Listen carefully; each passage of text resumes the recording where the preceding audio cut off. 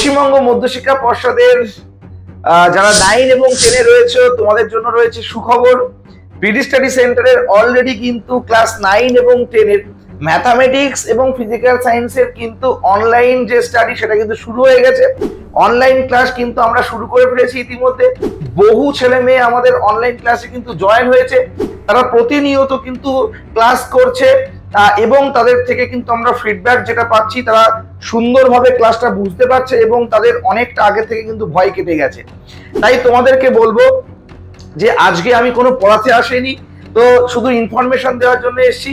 তো তোমাদের যাদের যাদের মনে হচ্ছে ক্লাস 9 এবং ক্লাস 10 এ যারা রয়েছে এবছর নিউ 10 ফিজিক্যাল সায়েন্স এবং ম্যাথামেটিক্সে যদি প্রবলেম হয় তাহলে তোমরা আমাদের অনলাইন ক্লাসে জয়েন করতে পারো।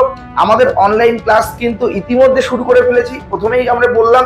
তাই যারা যারা এখনো ভর্তি হওনি বা তোমাদের মনে হচ্ছে যে তোমাদের অঙ্ক এবং ভৌতবিজ্ঞানে একটু হলেও সমস্যা তৈরি হয়েছে, তো তোমরা আমাদের অনলাইন ক্লাস কিন্তু একবার হলেও দেখতে পারো। অনলাইন ক্লাসে জয়েন হয়ে যে কি রকম ভাবে ক্লাস করানো হচ্ছে, আর এখানে ক্লাস জয়েন করানোর মানে জয়েন হওয়ার পর সাবজেক্টের প্রতি যদি কোনো ভয় থাকে সেই ভয়টা থাকবে না, এটা আমরা কথা দিয়ে গেলাম, 99% অ্যাসিওর করে গেলাম।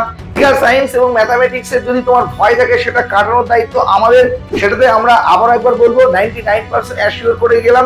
তাই তোমরা যদি মনে করো যে তোমাদের ভয় রয়েছে, অবশ্যই তোমরা কিন্তু আমাদের অনলাইন ক্লাসে জয়েন করতে পারো। প্রথমেই বলে রাখি, আমাদের অনলাইনের ক্লাস কিন্তু কোনো মতেই ফ্রি অফ কস্ট নয়, সেখানে কিন্তু কস্টলি, অর্থাৎ আমাদের পেইড ক্লাস।